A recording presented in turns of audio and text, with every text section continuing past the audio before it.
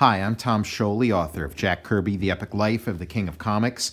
I am Stan, a graphic biography of the legendary Stan Lee, and Jack Kirby's Star Warriors, The Adventures of Adam Starr and the Solar Legion. I'm also the author of WITCHMAN, a new superhero comic book, which recently had a successful Kickstarter campaign. Welcome to Thor's Day Comics. Thor number 138.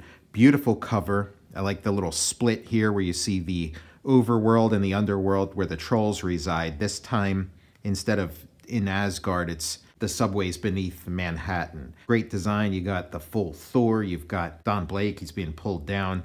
Beautiful color. Great example of the kind of covers of this period. The mighty Thor, from Asgard to earth, the flames of battle. Verily it hath been written, the beautiful goddess Sif has been abducted by Ulik, deadliest and most powerful of all the trolls. In an effort to capture the hammer of Thor, he has taken her to earth as bait for a trap in which to catch the god of thunder. Garnished with grandeur by Stan the Man Lee and Jack King Kirby. Inked by Vince the Prince Coletta, lettered by Artie the Smarty Simic. Beautiful opening splash page. Great perspective on there. Thor's back on Earth and changes back into Don Blake. This is the first time he's become Don Blake in over a year. The comic had sort of moved into a cosmic direction where the Don Blake identity just made less and less sense, just fit in less and less with the story. And now with Jane Foster gone, Don Blake seems completely superfluous. So he's back in New York. The trolls have set up a little base underground. Not too different from the sort of thing you'd see in an issue of the New Gods. For the first time, they're now referencing Orikal. They keep talking up Orikal. Who is Orikal? In the previous issue, they were talking up Ulik. And then we finally meet Ulik after a big buildup, and we're impressed by him. Now it's the same with Orikal. We keep hearing about Orikal, and then when Orakal's introduced, our minds will be blown. And Orikal is revealed to be the one who's responsible for this sort of high-tech upgrade that the trolls have gotten. He's also responsible for a lot of the intel they have. For instance, knowing about Thor's Don Blake identity. Somehow Orikal, and the name suggests a certain amount of wisdom, so Orikal knows things that no one else does. Sif is being held hostage. Once again, I don't know why Jane Foster couldn't have been doing the same thing, but there's Sif, kind of like Snow White, or like Beautiful Dreamer in Forever People, encased, sleeping in this glass.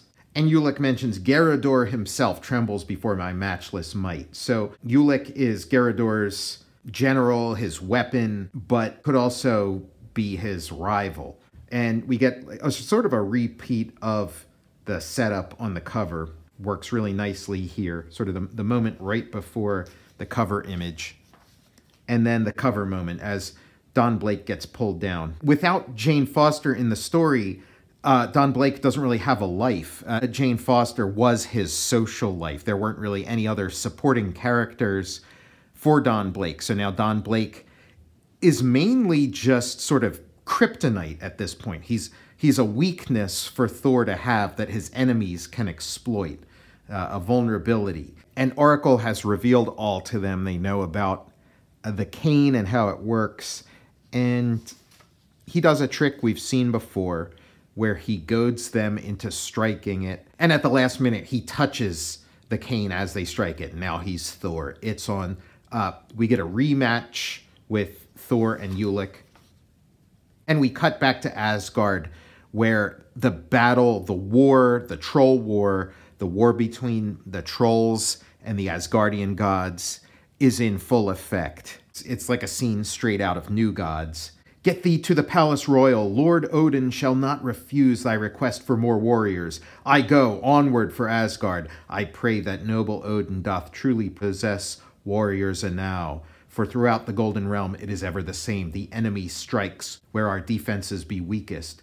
Would that mighty Thor were at our side in this moment of gravest peril. Orikal has given them all kinds of intel. He's given them designs for new deadly devices to use. And he's also given them a map, the best places to strike, the weakest points in Asgard's defenses. And to top it all off, Once again, the mysterious Oracle was right. The rider has come, and now he is ours. So Oracle even knew about this rider going back to Asgard to look for reinforcements, pulled down into the underworld of the trolls.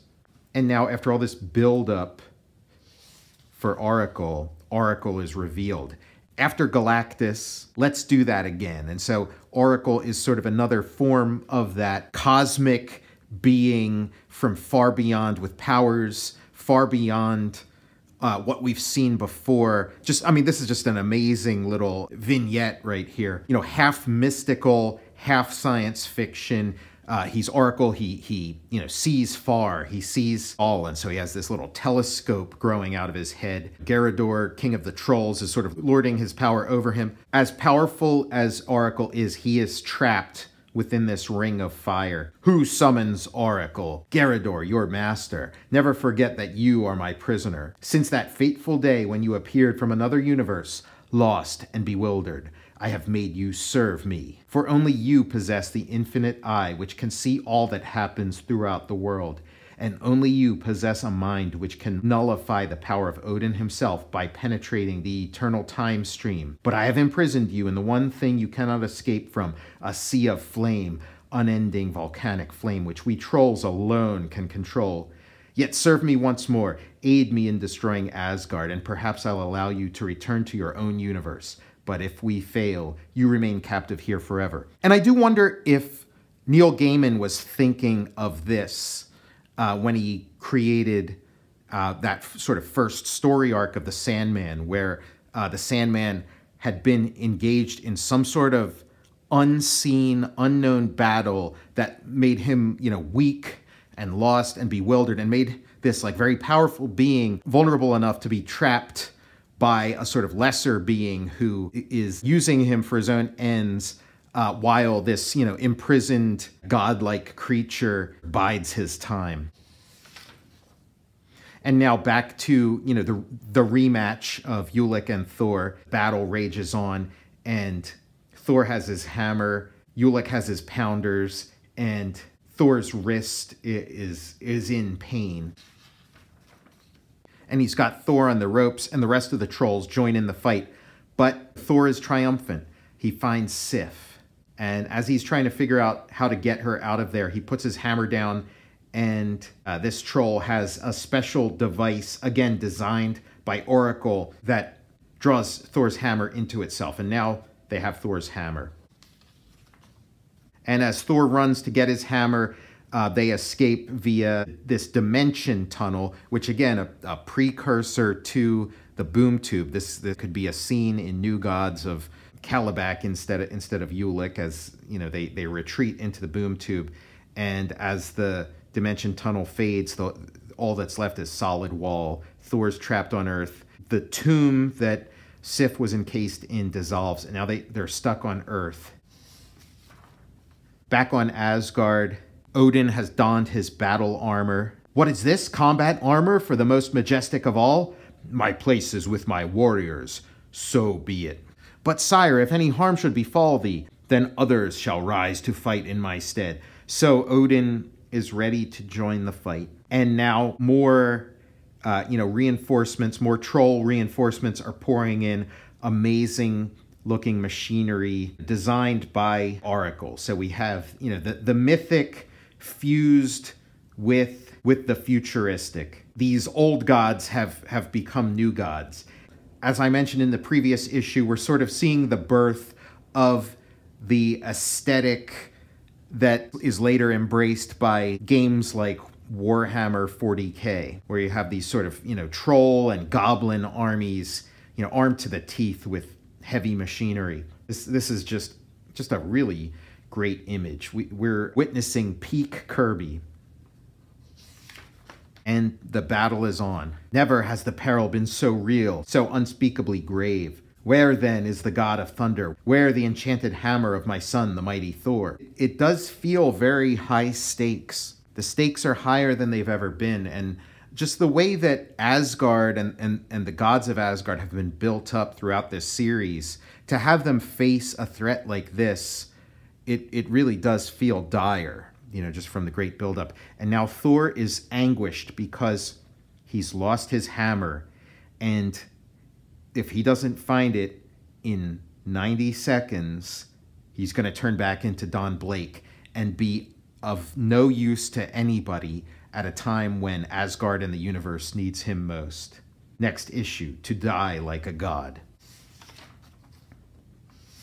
And now this amazing final story arc of Tales of Asgard continues. Stan Lee and Jack Kirby super spectacular, inking Vince Colletta, lettering Sam Rosen, The Quest for the Mystic Mountain. And like a lot of these Tales of Asgard stories, it's really, you know, cut from the cloth of like a Ray Harryhausen movie. You get this Cyclops straight out of The Seventh Voyage of Sinbad. And it's just, you know, a beautiful little fight proceeds. Massive destruction. Hogan the Grim, who's kind of the focus of this storyline, is standing up to the Cyclops, but he's in bad shape. Thor throws his hammer right at the viewer, and bam.